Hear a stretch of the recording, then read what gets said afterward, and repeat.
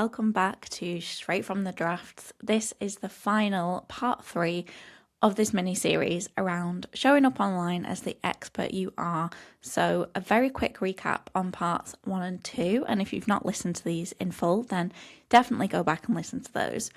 In part 1, we talked all about the mindset towards showing up online and realizing that you are the expert. You're not playing at being an expert when you create content, and you don't need to be anyone else. And then in part 2, I covered some more practical advice. So really starting to answer the question, what do I post?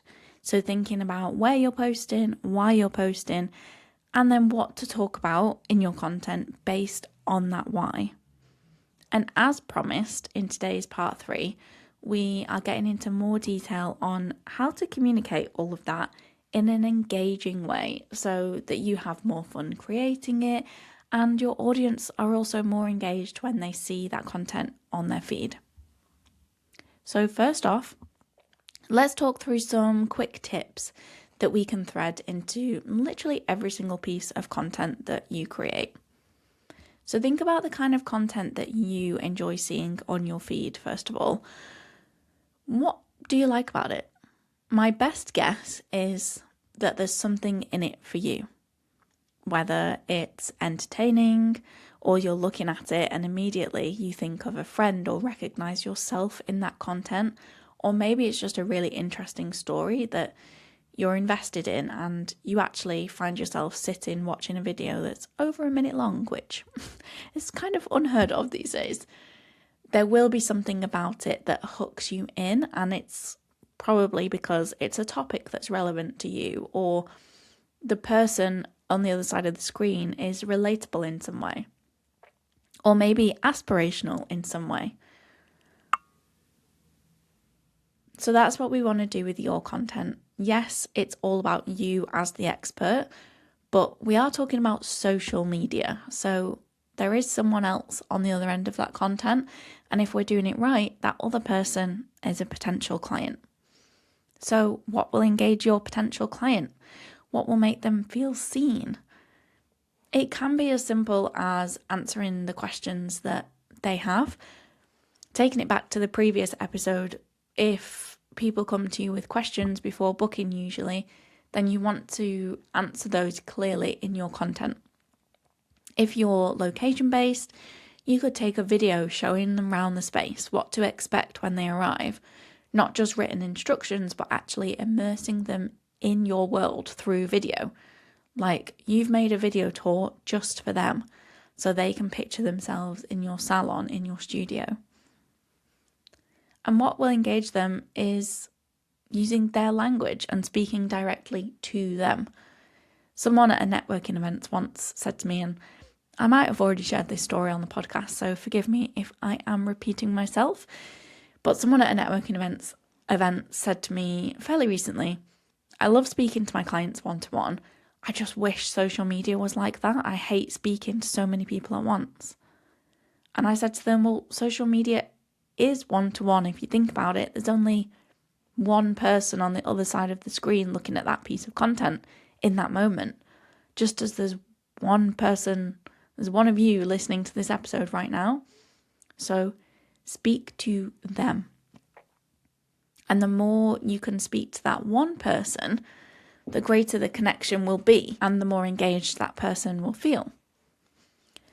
So avoiding technical language that's just used in your industry and really thinking about the language that your clients use, because your content is not there to try and impress your peers. You are trying to speak to your customers. And of course, also just showing your personality, making content feel human and feel authentic. We're all really craving that right now. You don't need to look the same as everyone else in your industry, and really you want to avoid that if you can, because if you look the same as everyone else, then your potential client will probably be bored by your content because they've seen it before and they followed you for you. And I just want to kind of make a point here that personality doesn't mean being funny or being loud and bold. Personality is just personality, your brand's personality, your personality. Again, this is all about matching up your online presence with your offline reality. And a really good example of this is my good friend Abby, who will be joining us on the podcast in a few weeks' time. She runs a fantasy-only bookshop, and the physical shop is painted inside and out, this really deep, rich purple colour. And the music when you walk into the shop is like quite quiet, cozy Sunday afternoon vibes. It's a really warm, calm space to be.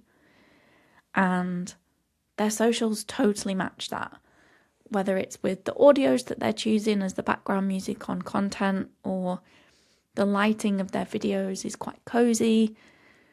Videos generally are quite still. There's not loads of like high energy, zappy edits, because that isn't how it feels. That's not the brand's personality. So that's just a few things to keep in mind. For every piece of content that you put out, immersing your client into the content, into your world, speaking one-to-one directly to them in their own language and being human, showing your unique personality. And as I'm saying personality there, I am realising how croaky I sound. I am at the back end of a cold, so sorry.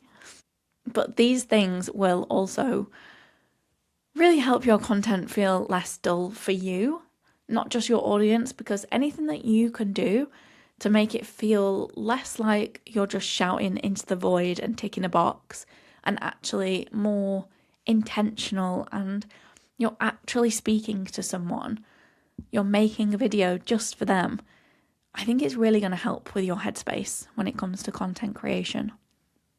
So they're just a few sort of little things. Now, on a bigger scale, how can you keep your audience engaged? Now, one really, really brilliant way to do this is with content series. I have talked about this before in episode 5, I think. So you can go back and listen to that episode too. But there are a couple of ways that you could do a series to keep people coming back for the next episode. Now, option 1 is a limited series. Limited not necessarily being like small number of episodes, but a defined number of episodes. So some examples, sharing a new recipe for 100 days, or I'm testing this skincare for 30 days, so you don't have to.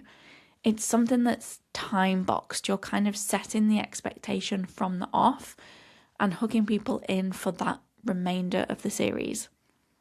And I think these are brilliant, but I do share this option with a warning because they can be a lot of work.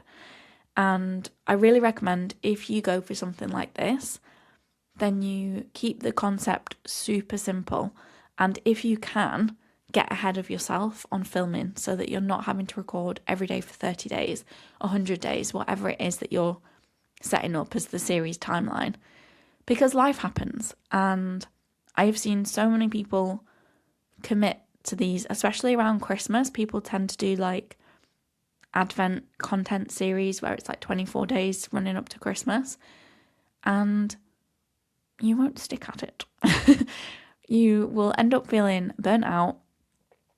So really give yourself the prep time and have your ideas up front so that you don't get halfway through and realise that you've run out of things to talk about. I think things like that, trying skincare for 30 days and sort of documenting, things where you're more documenting or just sharing a quick tip that you could batch record, they're better ideas for a limited series like this. But what might work better is option 2, and that is a signature series. So this is a series that is known as yours, and it is just a series with a common theme, a common message, something a little bit more open-ended. For example, behind the scenes series that shows the process of creating your new product line. And it could be 3 episodes, it could be 10, whatever you want it to be, or whatever it naturally turns into. Or it could be a series that you do literally all year round. Maybe you're a brand designer and you could create a series that's like a monthly roundup of packaging that you've seen out in the wild that you loved that month. It's more open-ended, but people can still come to know it as your thing and your series and come to expect to see it on their feed. Now, creating series of any kind, either of those, really helps with loyalty from your audience because people love things feeling familiar. We expect with socials that we've got to keep creating like new all the time. But actually, people love to know what to expect from you. People love it when they follow someone for something and they actually deliver that and they actually talk about it. Crazy. And this is brilliant because that also helps to reduce decisions for you. So don't forget with the series, it's the same as everything else. You've just got to factor in, the purpose behind the content and keep it authentic to you in the same way that you show up offline. But they're really, really helpful for removing a bit of decision fatigue. Another thing to think about on a bigger scale is something that I slightly touched on earlier in this episode, immersing your audience into the business. So yes, like a video tour of the studio instead of just a written post about where to park. But also on a bigger scale, how can you bring them into the business, even if they're never going to, visit you, if you've not got a physical shop or location? If you're launching a new program, a new offer, product, how can you involve your audience in that process before you've even launched? How can you make them feel part of the bigger picture, not just the end result? And there might also be micro little things that you can do with this too. It doesn't necessarily all have to be business. So, for example, if coffee is basically a personality trait of yours, and this is such a basic example, but maybe then every time you go out for a coffee, whether that's to different independent places or literally anywhere, like even if you're just at the service stations, you can put that coffee on your stories and rate it and just say something, a little quip about that coffee, or shout out the independent cafe that you've just been to.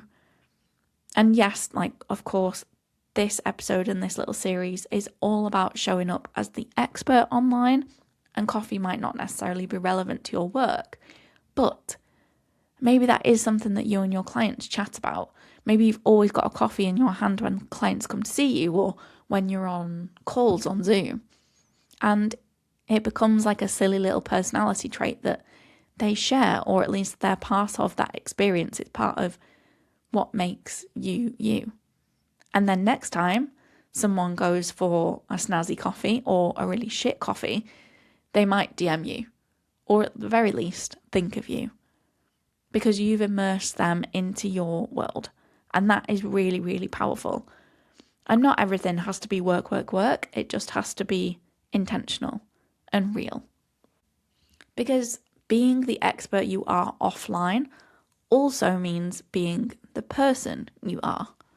And we're all humans. You are more than just your job title. It's your values, your hobbies, your interests, your character that makes you who you are and why your clients love working with you. So all of that does become relevant when sharing online. And share just to the level that you're comfortable with. You don't need to share your whole private life for the sake of your socials. And of course, we do also want to balance that out. We want to make sure that, 90% of our content doesn't end up being about coffee and we end up not sharing our expertise or what we're doing for weeks because we've just been chatting about coffee. Our content, remember, is there to help us reach our business goals. That is the primary aim. But sprinkling in personality and humanness will just really help your sanity and keep the interest of your audience. You will find that it's a lot of these little personality traits and small things, pictures of your dog or talking about balancing motherhood and running a business. It's those things that will start conversations. And that's okay.